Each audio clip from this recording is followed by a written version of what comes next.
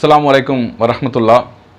ECR Kadappakkam பகுதியில் இருக்கக்கூடிய ஒரு மனநல காப்பகத்தில் 100க்கும் அதிகமான மனநலம் பாதிக்கப்பட்ட மக்களுக்காக இன்றைக்கு மதிய உணவாக நம்முடைய ஃப்ரெண்ட்ஸ் ஆஃப் இஸ்லாம் ட்ரஸ்ட் சார்பாக பிரியாணி சமைத்து கொடுக்கப்பட்டது.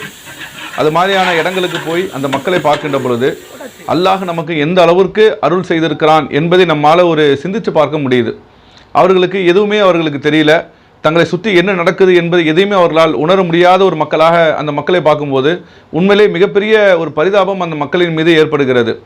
அல்லாஹ் ரப்புல் ஆலமீன் திருக்குர்ஆனிலே சொல்லி காட்டுகிறான், இன்னல் இன்சான லி ரப்பிஹி லகனூத். அடியார்கள் அல்லாஹ்வுக்கு ரொம்ப நன்றி மறந்தவர்களாக இருக்கிறார்கள். நாம் அல்லாஹ் நமக்கு செய்திருக்கக்கூடிய அருட்கொடைகளுக்கு நம்ம எவ்வளோ நன்றி மறந்தவர்களாக நம்ம இந்த உலகத்தில் இருக்கிறோம் என்று நாம் வெட்கப்பட வேண்டிய அளவிற்கு அல்லாஹ் நமக்கு இந்த சிந்தனை ஆற்றலை கொடுத்திருக்கிறானே. மனநலம் பாதிக்கப்பட்ட மக்கள் எப்படி எதையுமே உணராத ஒரு மக்களாக இன்றைக்கு சமூகத்தில் இருக்கிறார்களோ அதுபோன்று இல்லாமல் இன்றைக்கு எல்லாவற்றையும் சிந்திக்கக்கூடிய, பேசக்கூடிய, உணரக்கூடிய ஒரு பக்குவத்தை அல்லாஹ் தந்திருக்கிறானே. இது அல்லாஹ் நமக்கு செய்திருக்கக்கூடிய எவ்வளவு பெரிய ஒரு நியமத். ஆனால் அதே நேரத்தில் இஸ்லாத்தை பொறுத்த வரைக்கும் நபிகள் நாயகம் அவர்கள் சொல்கிறார்கள், நாளை மறுமை நாளில் இறைவனிடத்தில் ஒவ்வொரு அடியானுக்கும் கேள்வி கணக்குண்டு.